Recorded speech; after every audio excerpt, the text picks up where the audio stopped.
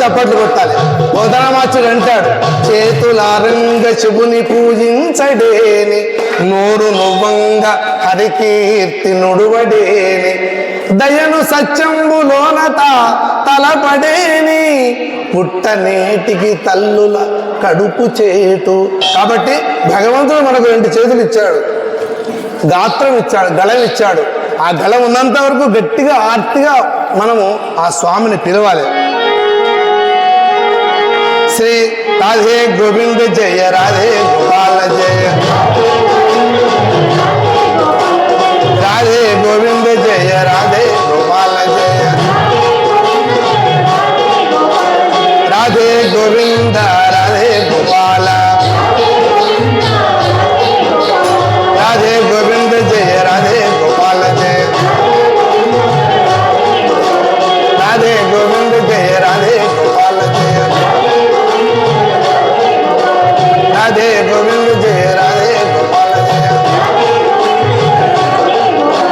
భక్తవత్సల భగవానికి ఉన్న చోట పరమేశ్వరుడుండు, భక్తి లేని చోట పాపముండు, భక్తి కలుగువాడు పరమాత్ముడగునయ, విశ్వదాభిరామ వినురవేమ. చక్కని విషయం చెప్పిండు. భక్తి ఎలా ఉండాలి? భక్తి శ్రద్ధా సమన్విత. భక్తి శ్రద్ధ ఇవి రెండు ఉండాలి. దీంతో పాటు మాట యొక్క పొదుపు కూడా అవసరం, మౌనం అవసరం. ఎందుకంటే మాట ఎంత పొదుపు, ముఖ్యంగా దేవాలయానికి వచ్చినప్పుడు మౌనం పాటించాలి. దేవాలయంలో గ్రంథాలయంలో మౌనం పాటించినప్పుడే మనము ఆ సార్థకత చెందుతాం. భగవంతుడు చూస్తాడు, వీడు ఎట్లా మాట్లాడుకుంటూ వస్తున్నాడా, వీడు ప్రదక్షిణం ఏ రకంగా చేస్తున్నాడు. మనం ఇచ్చేటి అన్నీ కూడా భగవంతుడు ఇచ్చినవి మనం ఇస్తున్నాం. కొబ్బరికాయ భగవంతుడు ఇచ్చిందే, పసుపు కుంకుమ భగవంతుడు ఇచ్చినాయి, అన్నీ భగవంతుడు ఇచ్చినాయి. కానీ రెండు కలిపి ఇవ్వాలి, భక్తి శ్రద్ధ.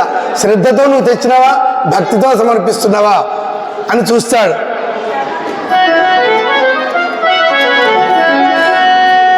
గంగకు స్నానోదకం వసంగిన ఎట్టు, మనం చేసే పూజ ఎలా ఉంటుంది? గంగకు స్నానోదకం వసంగిన ఎట్టు, సూర్యునకు దివ్య చూపినట్టు. గంగాదేవికి స్నానం చేయిస్తామండి, మనం చేయించాం. గంగాదేవి నుంచి వచ్చే స్నానం ఆమె ఇచ్చిందే కదా నీరు. సూర్యునకు దివ్య చూపినట్టు, సూర్యునికి దివిటి దివిస్తే మంగళారతి దివిస్తే ఎట్లా ఉంటుంది? నివ్వెరపోతాం, తక్కువ అవుతుంది, కాంతి తక్కువగా ఉంటుంది. ఇది సూర్యుడి నుంచి వచ్చిందే కదా మనకు. యక్షేశ్వరునకు అల్ప దక్షిణలిడినట్టు, జేజ చెట్టున విరు చేర్చినట్టు, నాకాధిపతికి పానకము పోసిన ఎట్టు, మలయాద్రికి నిగౌడ మరదినట్టు, భూదేవతకు మృద్వేది కలిడినట్టు, వాగ్దేవి కడనుతు పాడినట్టు. సరస్వతి ముందడ, సరస్వతీదేవి ముందడ మనం పాట పాడితే ఎలా ఉంటుంది? ఆమె ఇచ్చిన పలుకులే, ఆమె ఇచ్చిన మాటలే. కాబట్టి వాగ్దేవి కడనుతు పాడినట్టు, భూదేవతకు మృద్వేది కలిడినట్టు. భూదేవతకు మనం ఇల్లు కట్టిస్తామా? ఆమె పైన మనం ఇల్లు నివాసం ఉంటున్నాం, నిర్మించుకుంటున్నాం. వాగ్దేవి కడను పాడినట్టు, సర్వశక్తికి నీకు ఉపచారముల సలుప పరిహాస పాత్రత కలత పడుతూ, తెల్లబోయిన నామోము తీరు చూచి గుండె గరుగగా పూజగై కొనగునయ్య, రామ శ్రీరామ జగదవి రామనామ మాత గాయత్రి భక్త సంపత్ ప్రదాత్రి భక్తవత్సల భగవానికి. కాబట్టి భక్తి శ్రద్ధ అవసరం. ఇక్కడ మరి కృష్ణాష్టమి రోజు రామాయణ గానం కోరాడు. గేయ రామాయణం మీకు అందరికీ పరిచితమైనటువంటిది. దాని మాతృక తందన రామాయణం, దాని మాతృక అధ్యాత్మ రామాయణం, దాని మాతృక వాల్మీకి రామాయణం. వాల్మీకి రామాయణ సంపుటాలు స్వామివారి రచన వచన విన్యాసం మీకు అందరికీ తెలిసి ఉంటుంది, మీరందరూ చదివిన వారే. భాగవత రామాయణ భాగవతాదులు సుందర చైతన్యానంద స్వామివారు సారస్వత సేవ గొప్పది, మనం గమనించాం కూడా. కాబట్టి మనం రామాయణం విన్నదే వింటున్నాం, మరి తిన్నదే తింటున్నాంగా. యుగాలు గడిచినాయి, తరాలు మారాయి. నిజంగా ఒక అక్షరం చాలంటున్నాడు. చరితం రఘునాథస్య శతకోటి ప్రవిస్తరం, ఏకైకమక్షరం ప్రోక్తం మహాపాతకనాశనం, శ్రీరామ రామ రామేతి రమే రామే మనోరమే, సహస్రనామ తత్తుల్యం రామనామవరాననే. వేదవేద్యుడైన భగవంతుడు అయోధ్య నగరంలో, అయోధ్యలో సయోధ్య కలిగినటువంటి అయోధ్య నగరంలో ఆవిర్భవించి శ్రీరామచంద్రుడిగా ఆవిర్భవించి వేదం అతని జీవన సారాంశముగా వివరించే రామాయణ గాథకు ఆత్మగా వివరించింది. కాబట్టి రామాయణం దివ్య చరిత్రనే కాదు, శీలవతి సీతమ్మ గాథగా, పౌలస్య గాథగా 3 పేర్లతో విరాజిల్లుతుంది. అలాగే 3 కోట్ల శ్లోకాల సంపుటి అని ప్రతీతి. ఇంతకుముందు నేను పాడినటువంటి శ్లోకం శతకోటి ప్రవిస్తరం, 3 కోటి శ్లోకాలతో ఉన్నటువంటి ఈ రామాయణం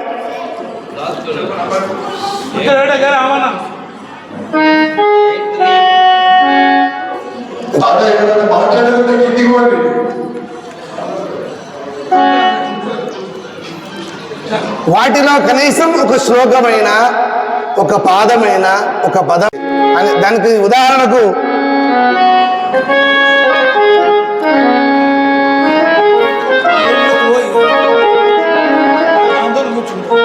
మానవ రక్తమే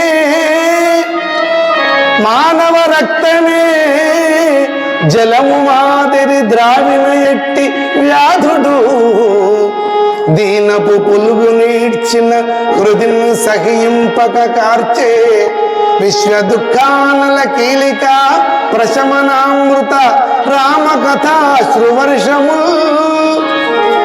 ఓ నరులార కంటిరే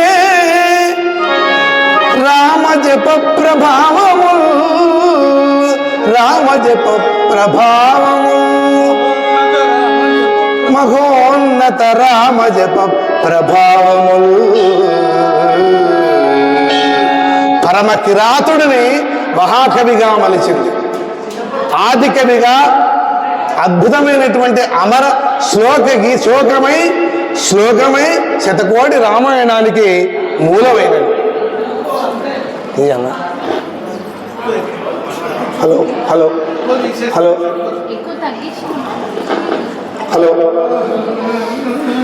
నారద మహర్షి గారు కొన్ని సంవత్సరాల తర్వాత ఆ త్రోవకు వెళుతూ ఉంటే అక్కడ శబ్దం వినిపిస్తుంది. అరే, పరమ కిరాతకుడికి నేను ఉపదేశం చేశాను రామనామ మహామంత్రాన్ని అనుకుని ఒక్కసారి ఆ పుట్ట పైన ఒక చిన్నది వేలు పెట్టి ఒకసారి పువ్వు అని ఊదాడు. ఆ లోపల నుంచి వస్తుంది పూజంతం రామ రామేతి మధురం మధురాక్షరం ఆదుక్య కవితా శాఖం వందే వాల్మీకి కోకిలం, వందే వాల్మీకి కోకిలం. వేద శాఖపై అమర శాఖపై సంస్కృత వాంగ్మయంలో కుహు కుహు అనుకుంటూ కూసిన శబ్ద కోకిలలాగా అతని యొక్క రామనామ గానాన్ని వినిపిస్తుంది. వెంటనే తన అమృతమైనటువంటి హస్తాన్ని ఆ నారద మహర్షి గారు అతని పైన పెట్టగానే వాల్మీకుల నుంచి వెళ్ళాడు. కాబట్టి వాల్మీకి అనేటువంటి యొక్క నామాన్ని సార్థకం చేశారు. అదే రామగాథకు మూల కారణమైనటువంటిది. ఒకనాడు తపసా నదీ తీరం వెళ్ళి స్నానం చేస్తూ ఉంటే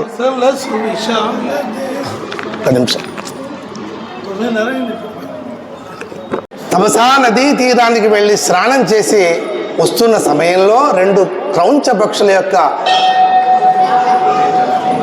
వాళ్ళ యొక్క అనురాగాన్ని చూస్తున్నాడు మహర్షి.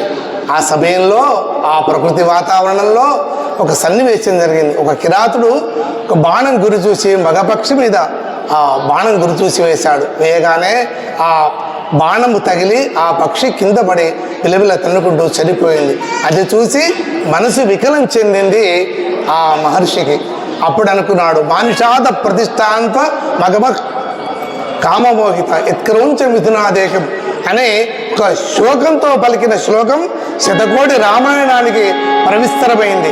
కాబట్టి అలనాడు త్రేతాయుగంలో నారద మహర్షి యొక్క బ్రహ్మదేవుని యొక్క ఆజ్ఞానుసారము నారద మహర్షి వాల్మీకి మహర్షి ఆశ్రమానికి వచ్చి రామాయణ గాథను సంక్షేప రామాయణంగా గాయత్రి మంత్రములకు అనుగుణంగా 24 అక్షరాలతో కూడినటువంటి మంత్రాన్ని ఉపదేశించినటువంటి రామాయణాన్ని సంక్షిప్తంగా ఉపదేశించగానే ఆ తరువాత బ్రహ్మదేవుడు పూర్తిగా రామాయణ రచన కొనసాగించమని ఆజ్ఞాపించి సరస్వతీ మాత తోడుగా ఉంటుందని చెప్పి ఎక్కడైతే నదులు పారుతాయో, ఎక్కడైతే ఈ భూమండలం పైన ఉంటుందో ఈ రామగాథ శాశ్వతంగా ఉంటుంది అని చెప్పి అంతర్ధానమైనాడు. ఆ తదాదిగా ప్రపంచంలో అన్ని దేశాల్లో సైతం కూడా శ్రీమద్ రామాయణం వాల్మీకి రామాయణం ప్రచలితమై రామాయణం యొక్క దివ్యగాథ అన్ని దేశాలలో అన్ని భాషలలో అనువదింపబడి అజరామరమై భారతీయ సనాతన సంస్కృతి సాంప్రదాయాలకు ఒక గొప్ప వినూతనమైనటువంటి ఒక జీవన విధానాన్ని అమరించేదిగా కొనియాడుతూ ఉంది. కాబట్టి దీన్ని అనుగుణంగా వ్యాస మహర్షి గారు ఏం చేశారంటే వాల్మీకి మహర్షి రాసినటువంటి అదే కాకుండా 18 పురాణాలలో రామాయణ గాథను ప్రస్తుతిస్తూ అధ్యాత్మ రామాయణం బ్రహ్మాండ పురాణంలో అధ్యాత్మ రామాయణాన్ని రాసి మన తెలుగు ప్రజలకు అందించాడు. భారతదేశంలో ఉండేటువంటి ప్రజలంతా కూడా అధ్యాత్మ రామాయణ సంకీర్తనలు రాముణ్ణి ఆరాధ్య దైవంగా కొనియాడుతూ రాముని సేవలు చేస్తూ రాముని విగ్రహాలను పెట్టుకుంటూ రాముడు నడిచిన నడకలో ఈ పార్వతీ పరమేశ్వర సంవాద రూపంలో 4000 శ్లోకాలతో రాసినటువంటి ఈ రామాయణం మనకు మా తాతగారు తందనాన రామాయణంలో అద్భుతంగా వినిపించారు. అదే దాన్ని మాతృకగా మా నాన్నగారు గేయ రామాయణంలో రాయడం జరిగింది. దాన్ని మీ ముందు ప్రస్తావిస్తాను. రామ జన్మ వరకు యథామతిగా వినిపించే ప్రయత్నం చేస్తాను. యథామతిగా మీరు గానాన్ని ఆలకిస్తారని అభిలషిస్తున్నాను. శ్రీ రజతాచల మందిర శంకర రజనీకర శేఖర భవహర హరవేముల వాడదా సాదర హరవేముల వాడదా సాదర కరుణామయ రాజరాజేశ్వర రాజరాజేశ్వర రామలీలా గేయ సంకీర్తన రామలీలా గేయ సంకీర్తన రంజిల్లగసేయోమో పావన ప్రతిపదమున నిన్ను స్మరింతును ప్రతిపదమున నిన్ను స్మరింతును పతిత పావన పదమూలను వీడను శ్రీరామలీలా కథాగానము చిత్తశాంతిని గూర్చు శృతి పేయము వినుడు సజ్జనులారయణ వరతము వినుడు సజ్జనులారయణ వరతము వేణుల విందైన శుభచరితము మాననీయమే చూడ నరజన్మము మాననీయమే చూడ నరజన్మము మధురమైనది పుణ్యముల పుణ్యము సుజ్ఞానము లేకనిది వ్యర్థము సుఖముల నాశింపగా నరకము సద్గతి సాధింపవా మానవ స్వార్థమోసపు కృత్యముల మానవ మట్టి గలసడి దేహమోహమున మట్టి గలసడి దేహ మోహమున మదమత్తుడవైతే జగమున నీ కొరకే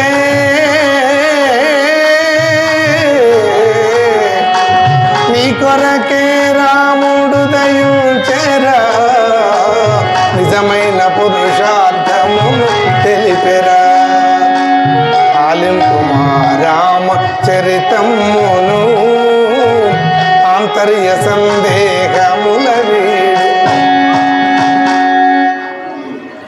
ఈ రామాయణము మానవ జన్మకు సార్థకత చేకూరాలి.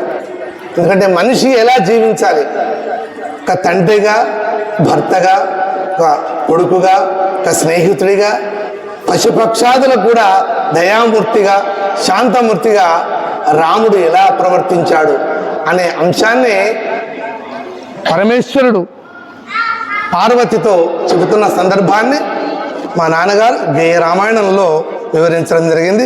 దాన్ని మాతృకగా మా తాతగారు ఇక్కడ సుమారు 108 భజన సంఘాలను స్థాపించి తందనాల రామాయణంతో ఊరూరా రామనామాన్ని వినిపిస్తూ చాలా అద్భుతమైనటువంటి దేదీప్యమానంగా రామాయణ రచన చేసి ఆయన రాముని సాన్నిధ్యాన్ని పొందాడు. దీనికి మాతృకగా తందనాల రామాయణంలోని ప్రబోధాన్ని మీకు వినిపిస్తాను. శ్రీరామాయణ కథ వినరయ్యా హే రామ రామ రావు బాధలు అనుకొనరయ్యా తందనాల రామాయణము తలపగనిగ పర సాధనము జరా రామ రామ సీతారామ జయ రామ బాలానగరాజనందన జయ రామ. ఓ మానవులార వినండి ఒప్పుగా చరితము గనండి అల్లరులను చేయబోకుడు పిల్లలను బుజ్జగించుడు ఉల్లము రఘురాము చేర్చుడు రే రామ రామ ఉరివి శాంతి నెలల కూర్చుడు కళ్ళ జగములో సిరిమూట నల్లనయ్య కథ గల పాట జయరామ మెల్లగా స్మరించుడి నోట మెలగుడి కథ జరిగడి చోట ధనరాశులు మీ వెంట తరలి వచ్చుననుకున్న తంట జయరామ సంసారము బూటకమంట సత్యమిడియను ముల పంట సంసారము బూటకమంట సత్యమిడియను ముల పంట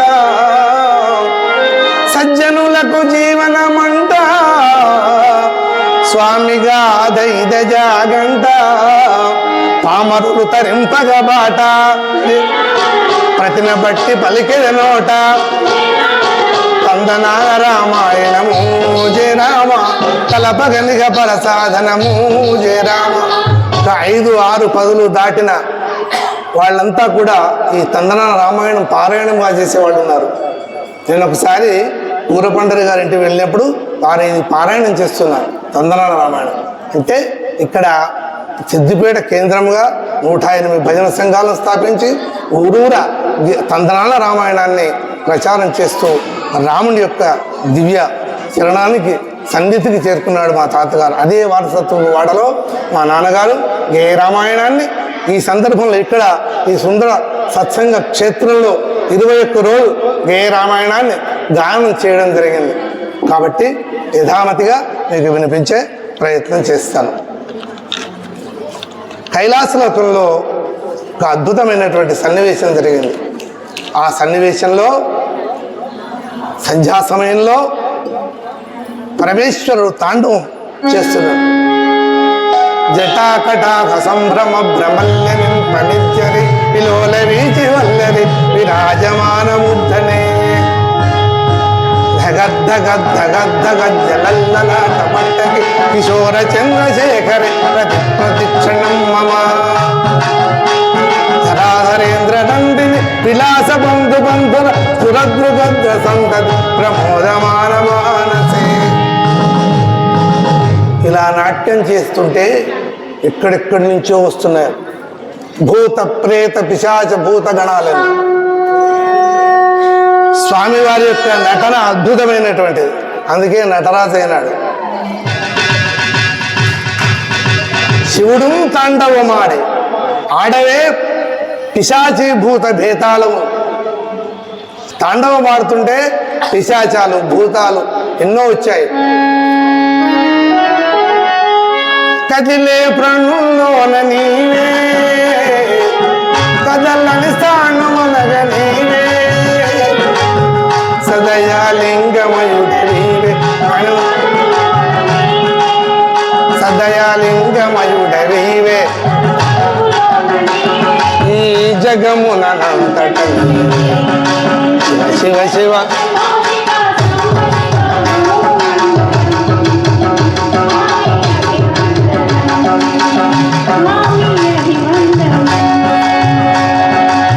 ఇట్లా పిశాచాలు వచ్చి స్వామిని నాట్యంలో పాలు పంచుకున్నాయి. ఎందుకంటే మనమే కాదు సర్వభూతములకు అధిపతి పరమేశ్వరుడు. ఈశాన సర్వ విద్యానాం ఈశ్వర సర్వభూతానాం. మనొక్కరినే చూడాడు పరమేశ్వరుడు, అందరినీ చూస్తాడు. తర్వాత భూతాలు వచ్చాయి. రావయ్య శంకర రసకార సుందర రావయ్య శంకర రసకార సుందర. గోకులాష్టమి సోమవారం రోజు వచ్చింది మనకు. విచిత్రం ఏమిటంటే గోకులాష్టమి రోజు సోమవారం రోజు వచ్చింది. శివుని స్మరిస్తున్నాం, రామ కథను మనం పాడుకుంటున్నాం. సేవింతు నీ చరణాల శివాదీపకాంతుల రసకార సుందర సేవింతు నీ చరణాల శివాదీపకాంతుల రావయ్య శంకర. తూర్పు నుంచి పిశాచాలు, దక్షిణం నుంచి భూతములు, భూత ప్రేతములు కూడా వచ్చాయి.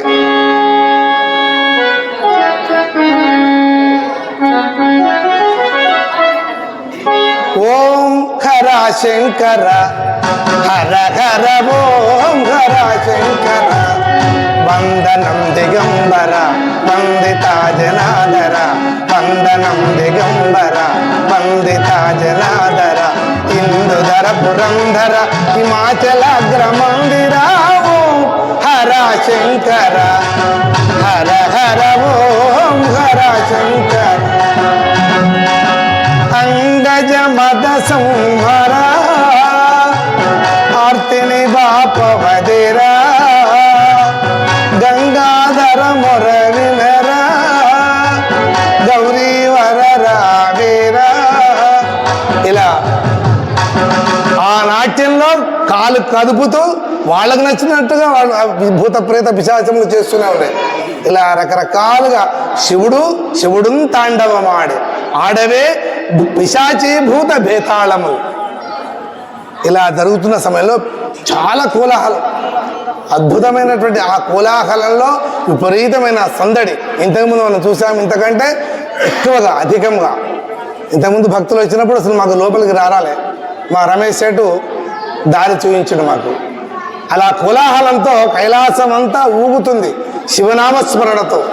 అలా సందర్భంలో జగన్మాత పార్వతీమాత లోపల నుంచి వచ్చేస్తుంది. ఎలా ఉంది ఆమె అద్భుతమైనటువంటి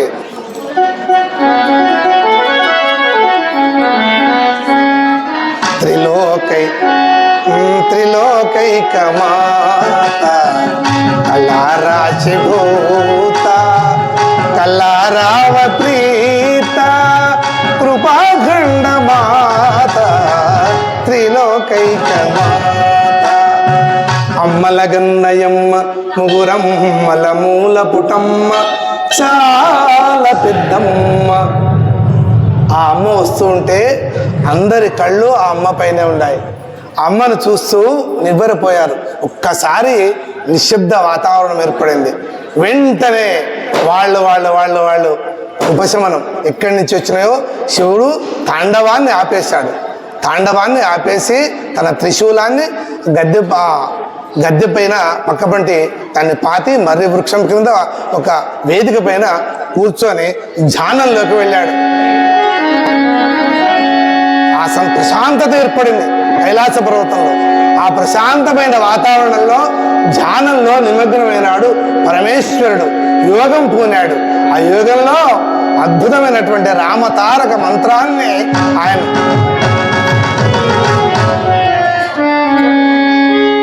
పిబరే రామరసం రసనే పిబరే రామరసం జనన మరణ భయ శోక విదూరం జనన మరణ భయ శోక విదూరం సకల శాస్త్ర నిగమాగమ సారం పిబరే రామరసం రసనే పిబరే రామరసం. రామతారక మంత్రాన్ని మనసులో ధ్యానం చేస్తూ స్వామివారు అందులో ధ్యానంలో నిమగ్నమైనాడు. ఇంతలో పార్వతమ్మ పక్కన కూర్చుంది. అప్పుడే వివాహమైన సందర్భం. ఎక్కడికి వెళ్ళలేవాళ్ళు. మనమంటే అటు ఇటు వెళ్తా కానీ పార్వతీ పరమేశ్వరుడు అన్యోన్యమైనటువంటి దాంపత్యం. ఆ దాంపత్యంలో వారు ఆ సందర్భంలో పార్వతమ్మ స్వామి ధ్యాన యోగంలో ఉన్నటువంటి స్వామిని చూచి శ్రీమత్ కైలాసగిరియందున హైమవతి హరుల నిలవందున నియమిత పద్మాసనం మందున నీలకంఠుడు శాంతముగనుండిన కరుణారసాకారుడౌ శూలిని కరుణారసాకారుడౌ శూలిని కాత్యాయని గాంచె తన స్వామిని మందహాసముతోడ ప్రశ్నించెను మంగళమౌ రామ కథ వినగను రామ రాజధర రామచంద్రుని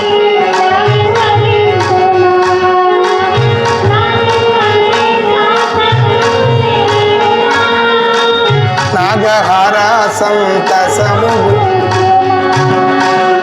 నా జన్మనే సార్థకము సేయమా నాగహార సంతసము గూర్పు.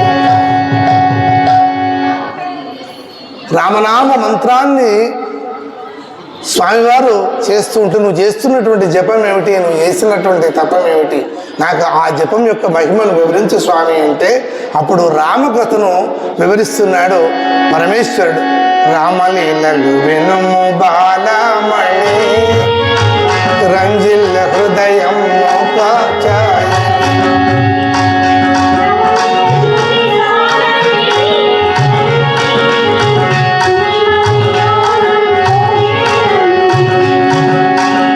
చల్లని తన నేత్రములు తెరిచెను సర్వమంగళ కిటుల వివరించెను చల్లని తన నేత్రములు తెరిచెను సర్వమంగళ కిటుల వివరించెను రామలీలలు వినుము బాలమణి రంజిల్ల హృదయం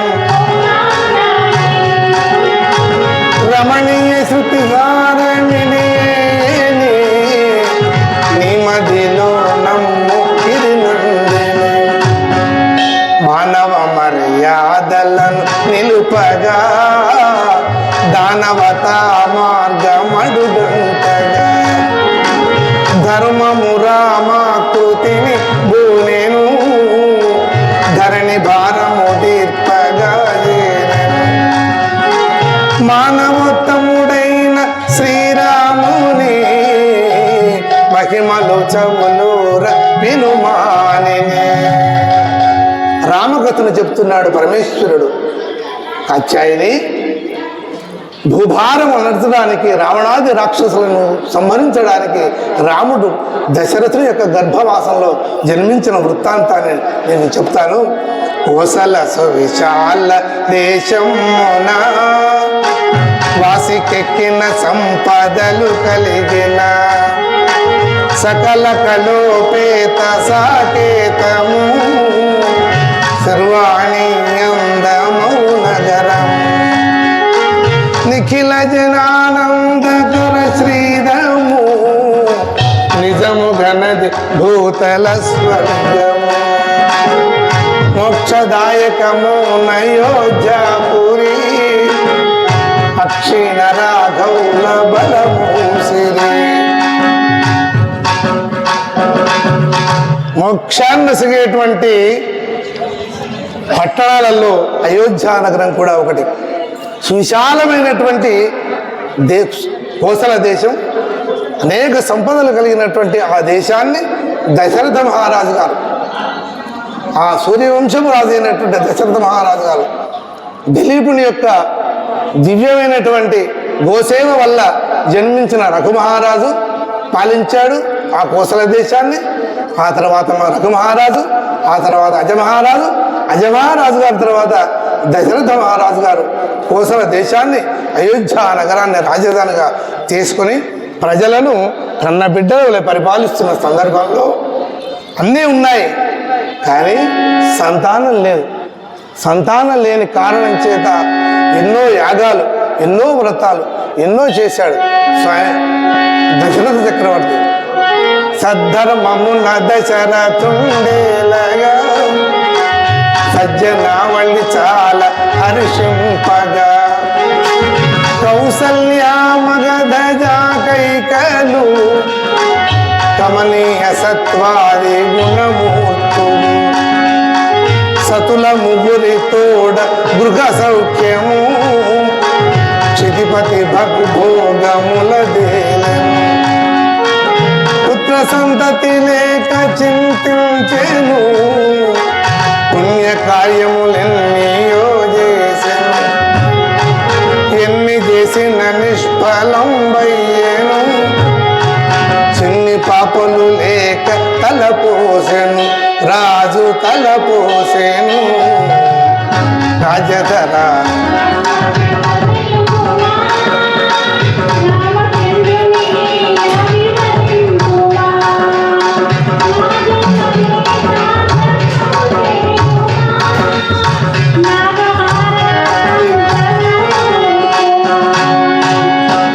ముగ్గురు భార్యలతో రాజ్య పరిపాలన చేస్తూ ప్రజలకు ఏ ఈతి బాధలు లేకుండా పరిపాలన సాగిస్తున్న దశరథ చక్రవర్తికి ఒకటే లోటు ఉంది, సంతానం లేదు. సంతానం కొరకు ఎన్నో చేశాడు, ఎన్ని చేసినా కూడా ఆయనకు ఫలితం ఇవ్వలే.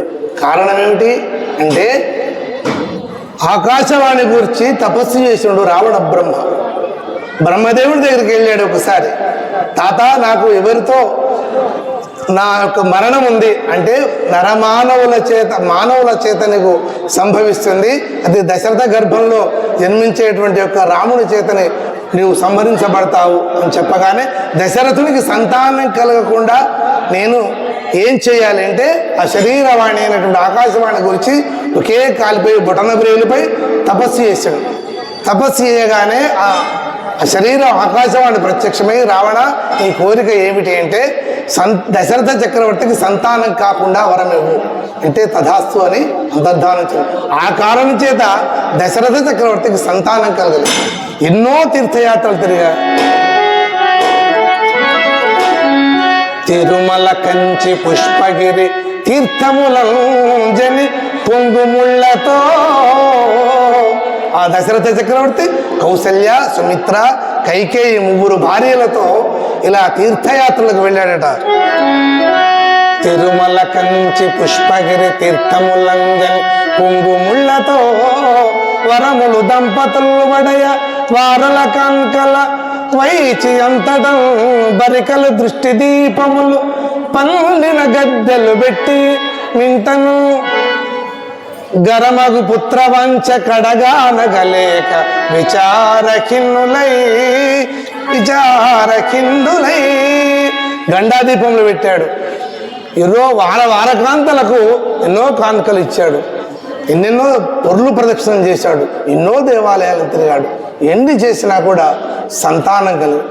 ఎన్ని చేసి నిష్ఫలం బయ్యేను చిన్ని పాపలు లేక తలపోసెను.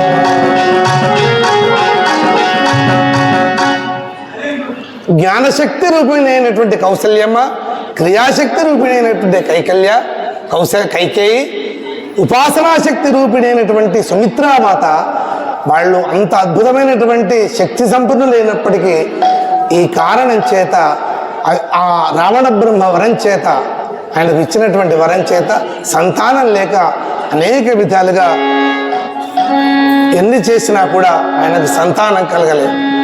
ఒక సంఘటన జరిగింది. దశరథ చక్రవర్తి రాజులకు వేట చేయడం ఒక పరిపాటి. ఆ వేటలో ఒకనాడు దశరథ చక్రవర్తి వేటకై వెళ్ళి అనేక రకరకాలైనటువంటి మృగములను వేటాడి ఒక వటవృక్షం కింద కూర్చున్నాడు. అవనీశుడు ఒక దినమున అరణ్యమున వేటకై జన, అవనీశుడు ఒక దినమున అరణ్యమున వేటకై జన, అలసటతో దశరథ నృపతి ఆదమరచెగున విశ్రాంతి, అలసటతో దశరథ నృపతి ఆదమరచెగున విశ్రాంతి, దైవమాయ తెలియగరాదు దాని దాట తరముగాదు, కర్మసూత్రమందు మనుజుడు కట్టు వీడకుండు నెప్పుడు, పాప పుణ్య ఫలముల జంట బాసిపోకనుండును వెంట, శైలనందన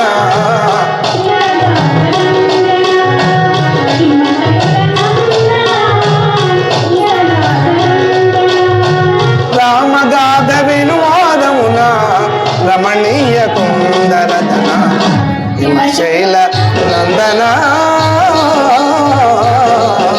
హిమశైల నందన. బాగా అలసిపోయి ఆ వటవృక్షం కింద కూర్చొని సేద తీరుతున్నాడు దశరథ చక్రవర్తి. ఆ సమయంలో దైవమాయ ఆవరించింది. మనిషి చేసే పనుల పైన ఆధారపడి ఉంటుంది. మనం చేసే కర్మనే మనకు మనం దాన్ని అనుభవించాల్సినటువంటి పరిస్థితి ఉంటుంది. పాపము పుణ్యము మనం చేసే కర్మేందు ఆధీనమై ఉంటుంది. కాబట్టి ఈ పాప పుణ్యములను మనం ఎప్పుడు కూడా చూస్తూనే ఉంటుండాలి, వాటిని అనుభవిస్తూనే ఉంటుండాలి. అందుకే కర్మను ఎవ్వరూ తప్పించుకోలేరు. అంత చక్రవర్తి అయినప్పటికీ ఆ సందర్భంలో ఒక మునిబాలుడు బయలుదేరినాడు. పుట్టందువులైనటువంటి తల్లిదండ్రులతో వాళ్ళను మోస్తూ బయలుదేరాడు. చాలా గుడ్డివాళ్ళు వారు. ఆ గుడ్డివారిని మోసుకుంటూ కావడి మోసుకుంటూ బయలుదేరాడు. బయలుదేరిన సమయంలో ఆ ముని దంపతులు, బాబు దాహమవుతుందిరా నాకు, పుట్టందుల తల్లిదండ్రుల బోని మోయు నెల్లవేళల, పుట్టందుల తల్లిదండ్రుల బోని మోయు నెల్లవేళ, శ్రవణుండను ముని బాలకుడు చెరించను వనమున్ననాడు, శ్రవణుండను ముని బాలకుడు చెరించను వనమున్ననాడు, తల్లిదండ్రులు దప్పిక గునగా తావిడలను జలములు దేగ, సరస్సులోన కడవ ముంచెను చయ్యన శబ్దంబు పుట్టెను, సరస్సులోన కడవ ముంచెను చయ్యన శబ్దంబు పుట్టెను, ఆ ధ్వని దశరథుండు వినను అడవి తిరుగు గజమనుకునెను, ఆ ధ్వని దశరథుండు వినను అడవి తిరుగు గజమనుకునెను, శబ్ద భేది గురిని నేర్పున శరము విడిచ వెంటరయమున, శబ్ద భేది గురిని నేర్పున శరము విడిచ వెంటరయమున, ఆ క్షణమున వచ్చి తగిలెను ఆగాయని బాలుడు రామాయణము హిమనగానం, రామాయణము హిమనగానం మంగళకరము, రమ్యలీలామయము రాముని కథ దివ్యగానం, రామాయణము దివ్యగానం నవ్యగానము. దాహంతో ఉన్నటువంటి ఆ ముని దంపతులకు దాహం తీర్చడానికి ఆ కావిడిని అక్కడ పెట్టేసి ఆ మునిబాలుడు, శ్రవణుడు అనేటువంటి మునిబాలుడు చిన్న పటవను, బుంగమూతి పటవను తీసుకొని వచ్చి నదీ తీరంలో, అక్కడ ఉండేటువంటి సరయూ నదీ తీరంలో ఆ నీళ్లలో దిగి ఉంచాడు. బుడబుడబుడబుడు అనేటువంటి ధ్వని వచ్చింది. ఆ ధ్వని విన్నాడు. నీళ్లు ముంచుతున్న సమయంలో ఆ ధ్వని విన్నటువంటి దశరథ చక్రవర్తి ఏనుగాని భ్రమించాడు. ఏనుగా అనే అనుమానంతో తనకు తెలిసినటువంటి నేర్చినటువంటి విద్యను అంత దూరం పోలేక, అల్లంత దూరం పోలేక శబ్దవేది విద్యతో ఎక్కడైతే శబ్దం వస్తుందో ఆ శబ్దం వైపు ఆకరణాంతం వెల్లుకు బాణాన్ని అనుసంధానం చేసి వదిలాడు. ఆ బాణం చేత ఒక్కసారి ఆ బాణము రివ్వున వచ్చి బాలుని రొమ్ముపై పడి రొమ్ములో పుచ్చుకుంది. ఆ క్షణమున వచ్చి తగిలెను ఆగాయని బాలుడు రామాయణము హిమనగానందన మంగళకరము, హాహారవమప్పుడు వినెను అధిపుడు భయమంది విడలెను, హాహారవమప్పుడు వినెను అధిపుడు భయమంది విడలెను, నీలబడిన బాలుని గంచి కూలిపోయి దశరథుడేచే, నీలబడిన బాలుని గంచి కూలిపోయి దశరథుడేచే, సడలిన ధైర్యంబు తోడను సమీపించి కుల బలికెను. ఏనుగు అనుమానంతో బాణం వేసిన ఆ బాలుని యొక్క హాహాకారాన్ని విని దశరథుడు, అయ్యో ఎంత పని చేశాను, ఏనుగు అనుకొని వేశాను కదా అని గబగబన వెంటనే బెల్లమ్ములు అక్కడ పడేసి ఆ శబ్దం వచ్చిన చోటికి కొలను దగ్గరికి వెళ్ళేసరికి ఆ బాలుడు చేప కొట్టుకున్నట్టు కొట్టుకుంటున్నాడు. ఆ బాలుని యొక్క ఆహారవాన్ని చూశాడు. చాలా ఏడ్చాడు. అయ్యో ఎంత పని చేశాను, బ్రహ్మహత్య పాపం చేశాను నేను. తడబడు పాదమ్మలతో అతని కూలిపోయి దశరథుడు అక్కడ ఏడ్చి ఏడ్చి ఏడ్చి ఆఖరకు అంటున్నాడు అతని సమయం, కఠిన శరము వేసి తినయ్యా కలత నీకు ఊర్చి తినయ్యా. మునిబాల కూడా కఠిన శరము వేసి తినయ్యా కలత నీకు ఊర్చి తినయ్యా, అపరాధము సైపగదయ్యా అంజలించి వేడి తినయ్యా, కఠిన శరము వేసి తినయ్యా కలత నీకు ఊర్చి తినయ్యా, అపరాధ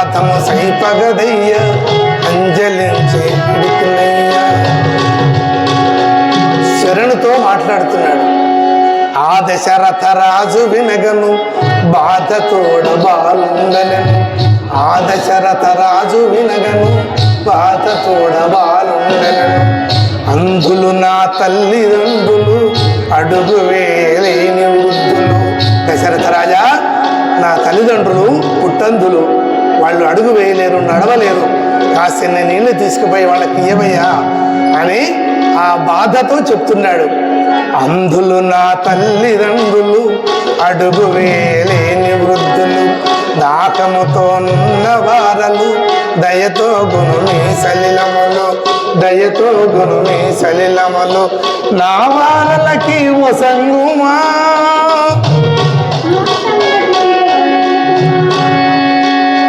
నా వారలకి వసంగుమా, నా సంగతి పిదప తెలుపుమా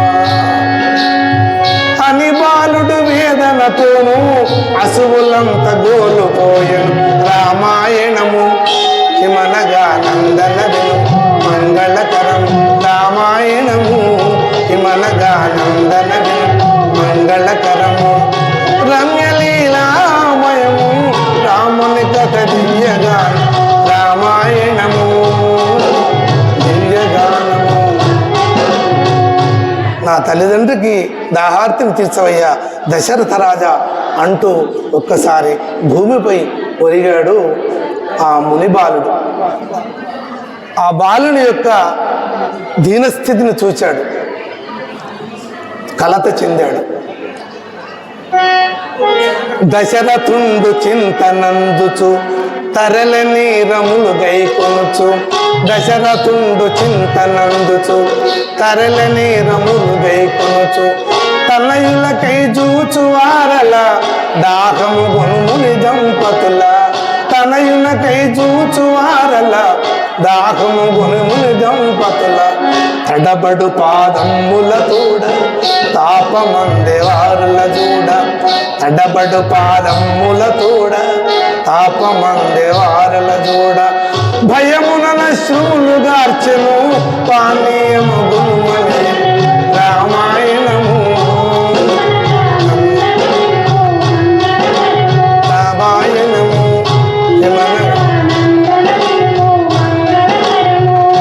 రమ్యలీలామయము రాముని కథ దివ్యగానం. రామాయణము దివ్యగానము.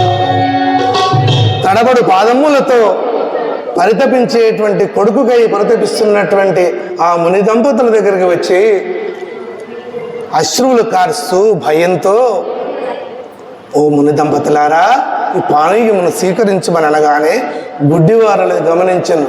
ఎందుకంటే వాళ్ళ మాటలు తీర్లు కనపడదు కాబట్టి మాటతో తన కొడుకు కాదని గమనించే గుడ్డివారలది గమనించి కుమారుండు కాదని ఎంచి. గుడ్డివారలది గమనించి కుమారుండు కాదని ఎంచి. ఎవడవు రాసుతుడవు కావు ఇప్పుడు చెప్పకున్నను. ఎవడవు రాసుతుడవు కావు ఇప్పుడు చెప్పకున్నను. గోప్యమున నీవు చేరినా, గోప్యమున నీవు చేరిన కుమారుడా పన్నుడయ్యన. మరి మరి ప్రశ్నించిరి వారు మది సహించకుండిరి వారు. మరి మరి ప్రశ్నించిరి వారు మది సహించకుండిరి వారు. ఎవడవురా అని ప్రశ్నించేసరికి, దంపతులారా, నేను కోసల దేశాన్ని పరిపాలించే దశరథ చక్రవర్తిని. పొరపాటున ఏనుగా అని అనుమానంతో నేను బాణం వదిలాను. ఆ బాణం మీ బాలుని సంహరించింది. నేను పాపాత్ములను కాబట్టి నన్ను క్షమించండి. మరి వినిభూపుడు కడు భయమున వేమరుకం పెంచుతనమున. వినిభూపుడు కడు భయమున వేమరుకం పెంచుతనమున. తపస్సులారయేమని యందు తనయుని గతి వచించరాదు. తపస్సులారయేమని యందు తనయుని గతి వచించరాదు. ఏనుగయను అనుమానమున ఏను విడచు బాణము వలన. బాలుడు ప్రాణముల విడెను పాపిని దశరథుండ నేను. బాలుడు ప్రాణంబుల విడెను పాపిని దశరథుండనే. బాలుడు ప్రాణాలు వదిలిపెట్టాడు, ఆ పాపాత్ముడిని నేనే అని తన తప్పును ఒప్పుకున్నాడు. ఒక్కసారి వాళ్లకు హృదయము ద్రవించింది. మంచినీళ్లకై దాహం తీర్చడానికి పోయినటువంటి కొడుకు సంహరించబడ్డాడు. అయ్యో అతవిది.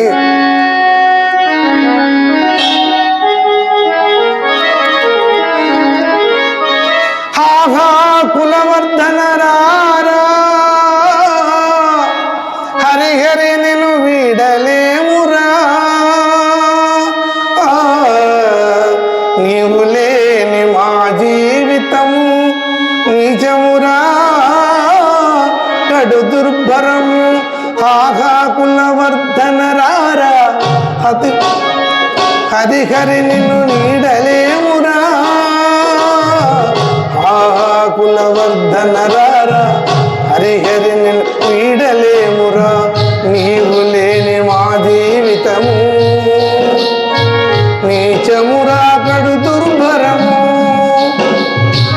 నీవు లేని మా జీవితము నీచమురా కడు దుర్భరము,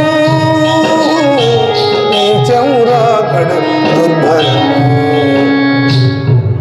ఏడుస్తున్నారు, కొట్టుకుంటున్నారు. అనేక రకరకాలుగా కొడుకు చేసేటువంటి సేవను స్మరించుకుంటూ గుర్తు చేసుకుంటూ ఆ పిల్లవాడు చేసేటువంటి సపర్యలను, తల్లిదండ్రులకు చేసేటువంటి సపర్యలను గుర్తు చేసుకుంటూ, ఎట్లుంటివమ్మ నీకేమి కావలనయ్య అని ఇంక మమ్ము ఎవరు అడుగువారు.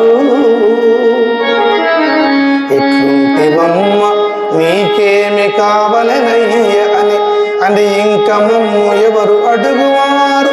ముసలి ముద్దలము తానమణించి బువ్వ తినిపించు వారెవరింకా. ముసలి ముద్దలము తానమాడించి బువ్వ తినిపించు వారెవరింకా. వాన కిండకు గొడుగు వలె లోటు రానీయక కాపాడు వారెవరింకా. వేదంగముల వినిపించి మా వీణులకింపు గావించు వారెవరింకా. వీడు రనేలా ఇతవీని వేటగూల. పాపాత్ముడు దశరథుడు వచ్చి నా కొడుకును పొట్టున పెట్టుకున్నాడు. వీడు రానేలా ఇతవీని వేటగూల. ఎరుగమైతివి ఇంతలో నిటలు ఇతుల అగునని ఏమి చేయదు మింక మాకేమి దారి. అకట విధి చేతనెవరైనా నడ్డంతరమే. విధినం తనెవరైనా నడ్డతరమే. అకట విధినం తనెవరైనా నడ్డతరమే. భక్తవత్సల భగవానికి కొడుకు చేసినటువంటి సపర్యలను తలుచుకుంటూ కుమిలిపోతూ ఆ ముసలి వాళ్ళు అసువుల బాసినారు.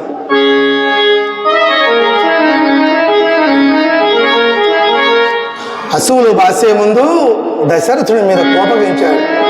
బాలఘాతక దశరథుడ, బాలఘాతక దశరథుడ, బాలకనన పాపము తోడ, బాలఘాతక దశరథుడ, బాలకనన తాపము తోడ, మా విధమున సుత శోకమున, మా విధమున సుత శోకమున మరణించదవి శాపమున.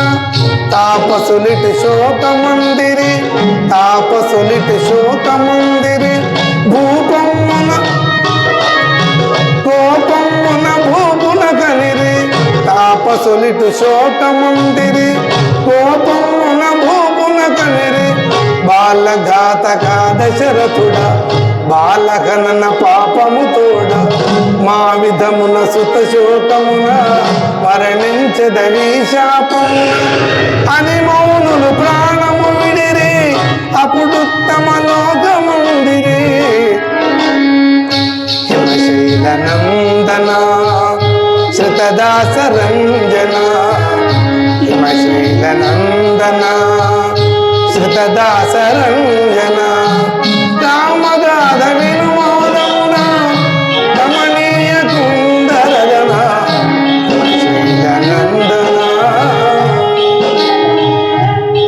కొడుకా కొడుకా కొడుకా అంటూ మేము ఎలాగైతే చనిపోతున్నామో ఓ దశరథ నువ్వు కూడా అలానే చనిపోతావు అంటూ తన అసూలు బాసినారు ఆ ముని దంపతులు.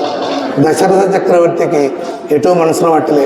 ఏమిటి, తాను ఒక్కరిని చంపితే ఇద్దరు ముని బాలకుడు వాళ్ళ దంపతులు ఇద్దరు కూడా వెళుతున్నారు. తాపసులు శాపాన్ని ఇచ్చి చనిపోయిన తర్వాత దశరథుడు ఒక్కసారి ఆలోచన చేశాడు. ఏమిటి విధి వైపరీత్యం? రాజంతట ధృతిని వహించి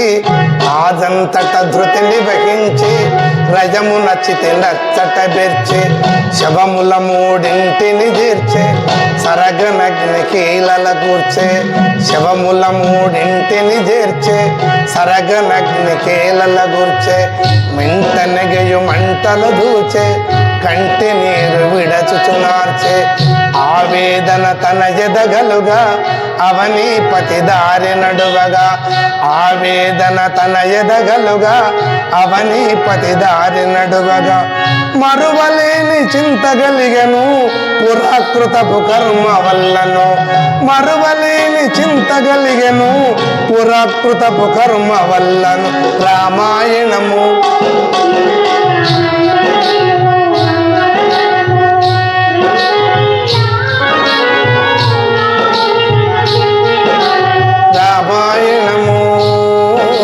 దివ్యగానము నవ్యగానం రమ్యలీలామయము రాముని కథ దివ్యగానం రామాయణము దివ్యగానము నవ్యగానము. ఒకసారి ఓపిక తెచ్చుకొని ధృతి వహించి రాజశేఖరుడైనటువంటి ఆ దశరథ చక్రవర్తి ఆ 3 శవాలను ఒక్క దగ్గరికి చేర్చి చితిని పేర్చి అందులో మింట నెగిసేటువంటి మంటలను చూచి కంటి ధారతో ఇంటి దారి పట్టాడు. గుర్రాన్ని చేతి కళ్ళెం పట్టుకున్నాడు. ఇంటి దారి పడుతున్న సమయంలో అతనికి ఒక చింత కలిగింది. ఏమిటి నేను చేసినటువంటి, ఎప్పుడు వేటకు వస్తాము, ఇలాంటిది ఎప్పుడూ జరగలేదు కదా, ఇలా జరిగింది ఏమిటి అని తనలో మనసులో ఆవేదన కలుగుతుంది. ఆ ఆవేదన పడుతూ కంటి నీరు గారుస్తూ ఆవేదనతో నడుస్తున్నాడు. ఒక్కొక్క అడుగు భారమైన అడుగుతో ముందరికి నడుస్తూ ఉంటే శాపముతో తాపము చేరే పాపల నిడువరమై మారే శాపముతో తాపము చేరే పాపల నిడువరమై మారే పాపల నిడువరమై మారే కారణ కార్యములు ఈ రెండు గలసి ఈశ్వరేచ్ఛనుండు కారణ కార్యములు ఈ రెండు గలసి ఈశ్వరేచ్ఛనుండు హిమశైల నందన శ్రుతదాసరంజన హిమశైల నందన శ్రుతదాసరంజన రామగాథ వినోదమున రమణీయ కుందరదన హిమశైల నందన హిమశైల నందన. పార్వతి అడుగుల భారంతో ఒక్కొక్క అడుగు వేస్తూ ఆ దశరథ చక్రవర్తి ఇంటి దారి పడుతూ ఉంటే ఆ శాపం గుర్తొస్తుంది. మరీ మరీ మరీ మరీ కొడుకా కొడుకా అనుకుంటూ చనిపోతావు. మేము ఎలాగైతే కొడుకా కొడుకా అనుకుంటూ చనిపోతున్నామో నీవు కూడా దశరథ అలానే కొడుకా కొడుకా అనుకుంటూ చనిపోతావు అని ఆ శాపం మరీ మరి అంటే నాకు కూడా సంతానం అవుతుంది, ఈ ముని దంపతుల లాగానే సంతానం అవుతుంది, నేను కూడా వియోగంతో ఇలాగే చనిపోతాను. ఒక చిన్న ఆశ చిగురించింది దశరథ చక్రవర్తి. అవనీపతి సదనమున చేరెను అవనీపతి సదనమున చేరెను ఆలోచనము సేయగా బూనెను మరి మరి శాపము మరిదలచెను మరి మరి శాపము మరిదలచెను పరితాప భావం మూలిక పొంగెను సంతాపమున తాపసుల కోపమా, సంతాపమున తాపసుల కోపమా, సంతానమిడగల్లుగు వరదానమా. కులగురువును చేరి ప్రార్థించెను, కులగురువును చేరి ప్రార్థించెను, పూరిమి తన కోరికను తెలిపెను. సంతానమే లేని ఈ చింతలో, సంతానమే లేని ఈ చింతలో, సద్గతి సాధింతునే జన్మలో. భాస్కర కులవల్లి ఫలించున, భాస్కర కులవల్లి ఫలించున, ప్రజలు మెచ్చడి ప్రభుని మేఘంతున. మాదు పురుగుల మానసము నిండుగా, పాదుగా మా కీర్తి ధర వెలుగునా. ఈ తాపమును తీర్చి కాపాడుమా, ఓ తాపసవరి దయజూతుమా. రాజధర రామ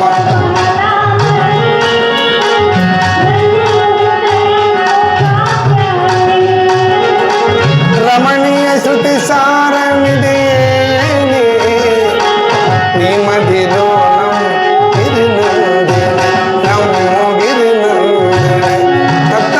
భగవానికి జై. సంతాపంతో తాపసుల కోపము నాకు సంతానం కలిగేటువంటి భాగ్యం కలిగిన ఒక వరదానమై వచ్చిందా అనుకొని ఆ అనుమానాన్ని నివృత్తి చేసుకోవడానికి కులగురువుని చేరి ఒక్కసారి వశిష్ఠ మహర్షి గారికి తన కోరికను జరిగిన వృత్తాంతాన్ని అంతా తెలిపాడు. నాకు అసలు